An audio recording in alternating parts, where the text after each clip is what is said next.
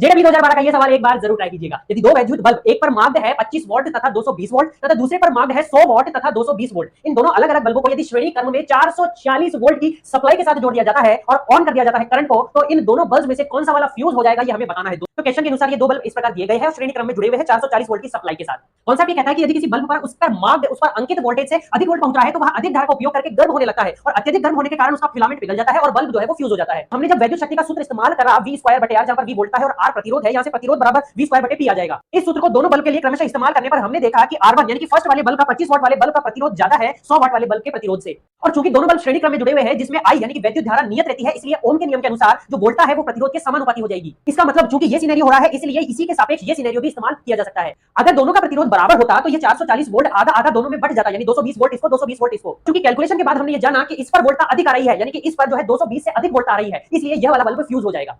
इसलिए C option इसका correct हो जाएगा।